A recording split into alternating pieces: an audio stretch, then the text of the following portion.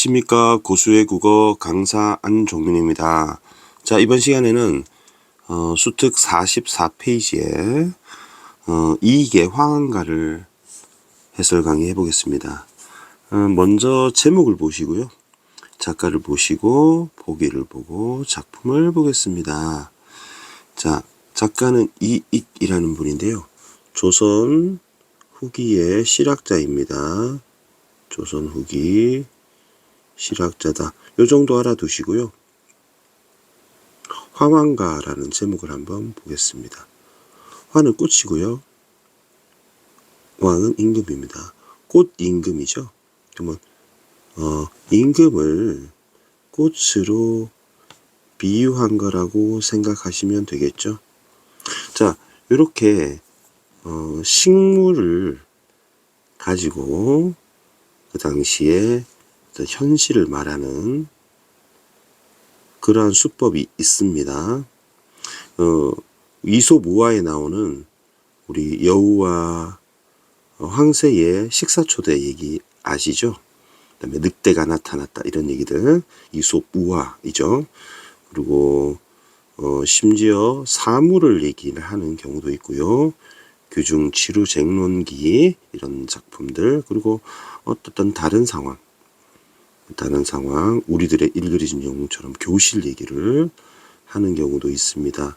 자, 그것을 통해서 결국에는 현실을 이렇게 말하려고 하는 요런 작품들, 이것을 파란 볼펜으로 바꾸겠습니다. 우의적이라고 합니다. 우의라고 하고요. 우화라고도 하죠.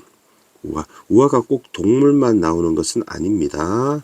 그리고 영어로는 알레고리라고 하는데요. 알레고리 기법, 우의적 기법을 통해서 현실을 비판하려고 하는 그런 작품이라고 이 제목을 보고 알 수가 있습니다. 자, 이게 이 작품의 이제 포인트가 되겠고요. 중요한 키가 되겠습니다. 자, 보기를 한번 보겠습니다. 보기에서 3번 보기죠. 3번의 나 보기를 보겠습니다. 자, 여기 보시면 화환가는 신문왕에게 간언을 했던 설총의 설화 화환계를 모티브로 삼아서 이것을 한시로, 원래는 설화인데 한시로 바꾼, 그러니까 리메이크 한 겁니다. 리메이크를 한 그런 설총을 칭송한 작품이다. 이렇게 남아 있네요. 그러면 이 작품의 성격이 설총을 예찬했다, 예찬적 끌어올 수가 있겠고요. 그리고 한시를 좀 살펴보겠습니다. 앞에 44페이지를 보면 여러분 오른쪽에 있는 이 한문 읽을 수 있겠습니까? 읽기 힘들죠, 그죠? 그래서 이거는 한문으로 된 시입니다. 그래서 여기다가 쓰겠습니다. 한 시가 되겠죠. 한문으로 된 시. 자, 한 검정색 한문으로 쓴 시를 한시라고 합니다. 이 작품이 한시로 보면 어려우니까 지금 현대어로 우리말로 번역을 해서 우리 오른쪽은 안 하셔도 되겠고 오른쪽 우리말로 보시면 되겠습니다. 한시라고 하는 갈래 살펴봤고요. 그래서 선생님이 이제 설총의 화환가를 끌어왔습니다. 여기 보시면요. 왜 안 눌러지지? 자, 이게 2017년에 수능 특강에 실려 있었습니다. 그래서 제목을 보시면 설총의 화환계라는 작품이죠. 이 설총은 신라의 어떤 신하이고요. 화환계는 아까 나왔던 꽃 임금을 통해서 계몽을 한다, 깨우친다 라고 하는 설화라고 아까 보기에 나왔었죠. 여기도 보기를 먼저 보시면요.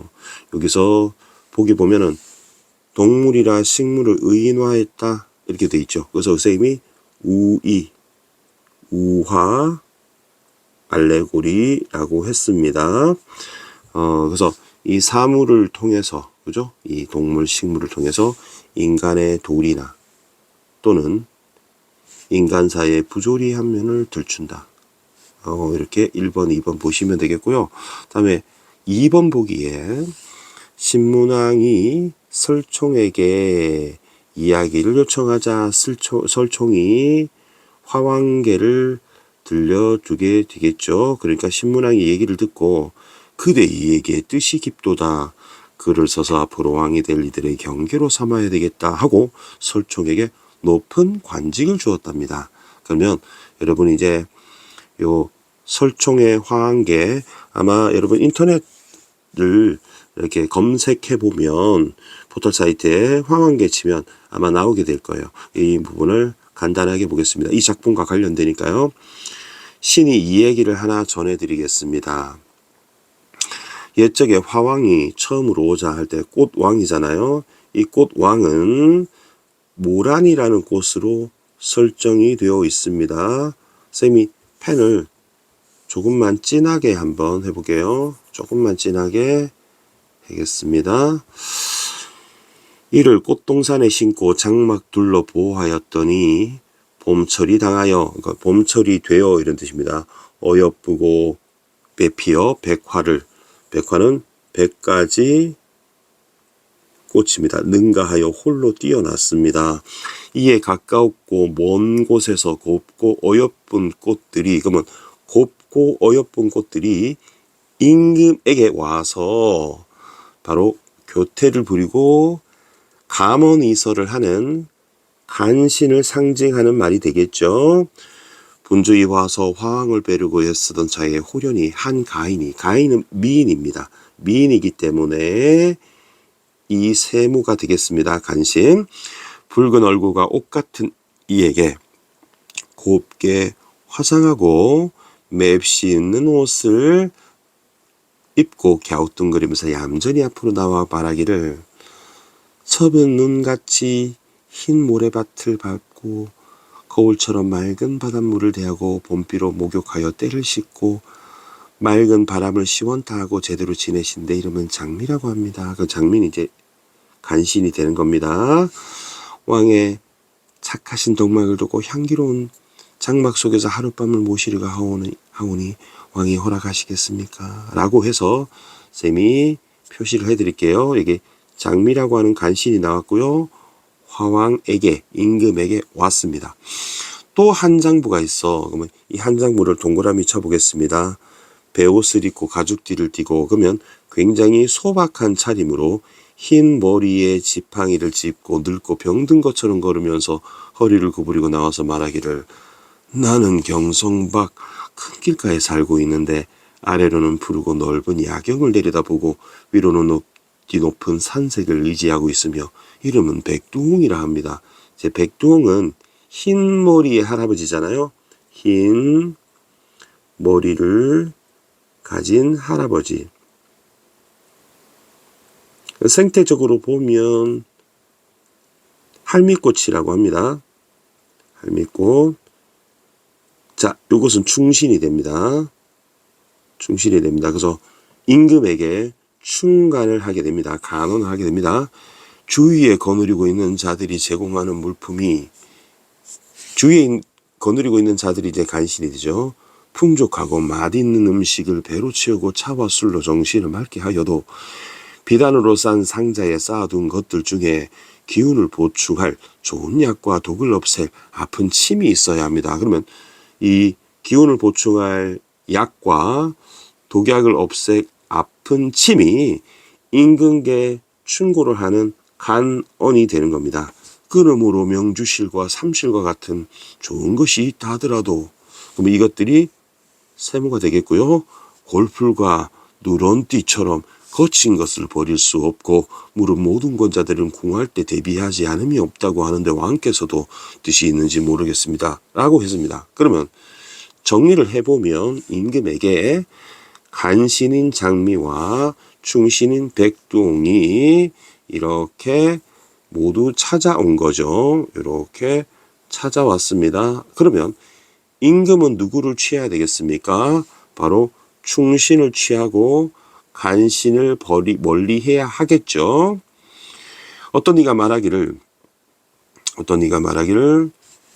이렇게 두 사람이 왔는데 어느 것을 취하고 어느 것을 버리시겠습니까? 하고 화왕이 장부의 말에도 또한 도리가 있지만 미인을 얻기 어려운 이를 어찌하면 좋을까 하고 고민을 한 겁니다. 그러니까 장부가 이러면 나는 왕이 총명하여 사리를 아시는 줄 알고 왔더니 그게 아닙니다. 그러면 여기서 말하는 장모가 일종의 문맥상 설총과 같은 역할을 하는 겁니다. 결국 임금에게 깨우침을 주려는 거죠. 무릇 임금된 자로서 간사하고와 첨하는 자 간실이죠. 친근히 하고 정직한 자 충신이죠.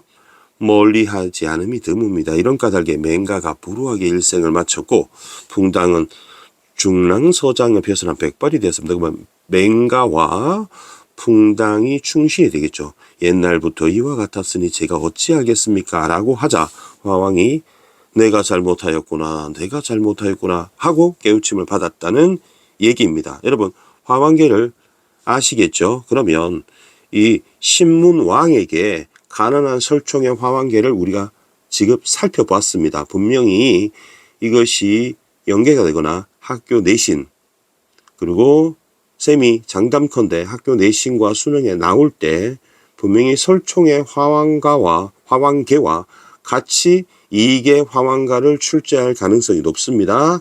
그리고 여기서 좀 알아둘 단어가 간언이라는 단어인데요. 간언은 바로 아랫사람이 윗사람에게 특히 신하가 아랫사람이잖아요. 임금에게 어떤 잘못을 짚어주고 고치도록 잘못을 고치도록 충고하는 말입니다. 그러면 이렇게 간언한 사람은 충신이 되겠죠. 자, 그러면 작품으로 한번 와서 한번 해결을 해 보겠습니다. 자, 전각이, 여러분 전각은 궁전에 있는 누각이 깊고 엄숙한데 신하가 앞에 있어 임금을 위해 화왕가를 노래했네. 그러면 이 신하가 선생님이 설총으로 봅니다. 설총으로 보거나 또는 아까 화왕계에 나왔던 맨 마지막에 있는 화왕계에 나왔던 신하 있죠. 봅니다. 그러면 임금을 위하여. 그러면 임금은 신라의 신문왕입니다. 신라의 신문왕. 화왕가를 노래했네. 그러면 이거는 화왕계라고 볼 수 있습니다. 그죠? 화왕계 노래했네. 그러면 이 노래를 선생님이 파란 볼펜으로 네모를 치겠습니다.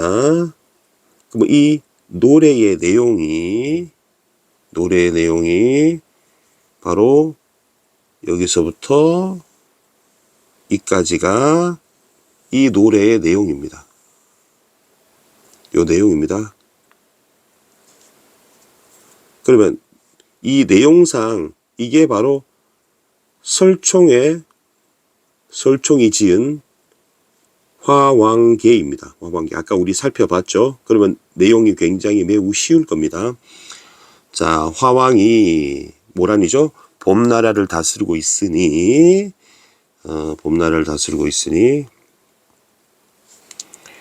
진홍색 연자색 꽃이 가지마다 분분했소 라고 돼 있는데 여러분 진홍색 연자색 꽃이죠. 이게 화려하잖아요. 그래서 이 세모가 바로 간신이 되는 겁니다. 여러분 간신이 되는 겁니다. 그리고 싱긋 한번 웃음에 온갖 교태가 생겨나서 그러면 이 교태도 세모가 되겠고 결국 임금을 어지럽게 하는 임금을 미혹하게 하는 바로 어리석고 어리석게 유혹하는, 어리석음으로 유혹하는 그것이 교태입니다. 임금의 마음이 쉽게 잘못할까 염려했어. 그럼 염려한 것은 바로 설총 또는 화왕계에 나오는 바로 신하가 되겠죠. 누가 알리요? 그러면 누가 알리요? 그런 건 아무도 모른다가 되기 때문에 서리법이 되겠죠. 그러면 목적어가 없습니다. 그러면 여기 목적어가 뒤에 있죠. 그러면 이 문장이 여기서부터 이까지가 뒤집어져 있는 겁니다. 그죠? 그래서 그러면 도치법으로 볼 수 있겠죠. 도치법. 골짜기에 머리 허연 백두옹. 머리 허연 게 백두옹입니다. 그러면 백두옹은 아까 우리 설총의 작품에 나왔던 할미꽃이죠. 그래서 이 백두옹이 바로 충신이 되는 것입니다. 그러면 이 빨간 것과 파란 것 사이에 바로 대조가 일어나게 되겠죠. 여러분, 대조가 사용되었습니다. 충신과 간신의 대조. 그럼 노성한 군자. 노성한 것은 노련한 겁니다. 노련한 군자와 같은 부류인 것을. 그러면 노성한 군자도 충신이 되겠죠. 온갖 봄이와 잡초들과 함께 뒤덮여. 누가? 바로 백두옹과 같은, 그죠?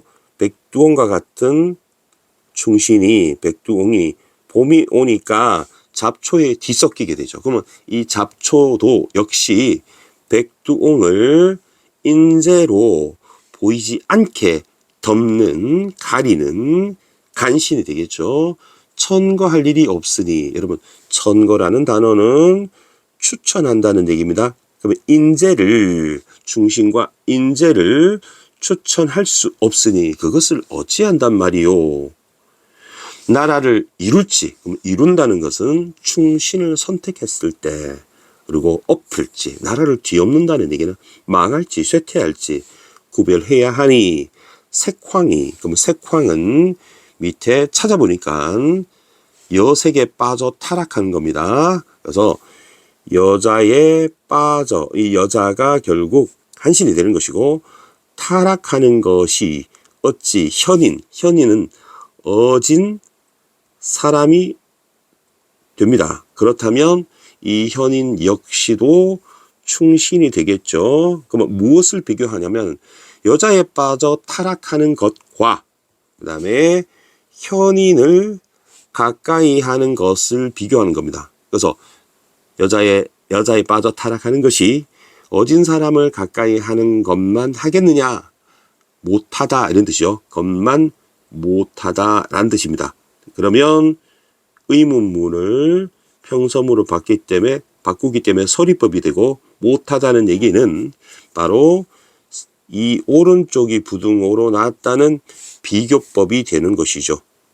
비교법이 되죠. 그러면 색황 역시도 바로 간신히 유혹하는 것이라 볼 수 있고요. 현인은 바로 인재, 충신을 가까이 하는 것이죠. 자, 이 한마디에 미혹이 풀린, 미혹이 아까 나왔었잖아요. 그래서 어리석게 유혹하는 것, 어리석게 유혹하는 겁니다. 이것이 풀린 신라의 임금인 신문왕은 계림이 신라입니다. 신라를 풍동시켜, 감동시켜, 감화시켜, 태평과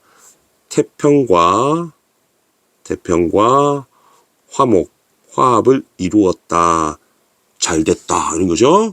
산과 들을 다녀 꽃향기를 모으니, 그럼 꽃향기는 문맥상 전국에 퍼져 있는 인재를 모았다는 얘기가 되고요. 그랬더니 난송과 두약과 같은 꽃이 빽빽하게 늘어섰다. 이것이 인재들이 들어서게 되었다. 훌륭해라 하고 영탐, 훌륭하여라 라고 하는 감탄형 종결음이기 때문에 영탐법이 됩니다. 그러면 훌륭해라 라고 하는 것이 이 작품의 성격이 예찬적이라는 걸 알 수가 있겠죠. 그리고 나라를 걱정하기 때문에 우국적이라고 할 수 있습니다. 우는 근시무, 나라국. 그래서 나라를 걱정하는 얘기죠. 그래서 우리에게 정치 현실이 어때 하는 것을 교훈을 주는 것이죠. 그리고 당시의 설총스승이요. 설총스승이요 라고 불렀죠. 도노법과 느낌표 있으니까 영탄법 볼 수 있고요. 설총을 예찬하는 겁니다. 보물피리 소리에 이 보물피리 소리는 중요해서 쌤이 노란색으로 칠해두겠습니다. 그러면 이 보물피리 소리는 바로 화왕계를 지은 설총의 어떤 역할을 말하는 겁니다. 그것 때문에 풍파가 멎었다는 것은 이 신라의 역사적 위기가 멈출 수 있었다. 설총 덕분에 이렇게 얘기해서 영탄법이 되겠습니다.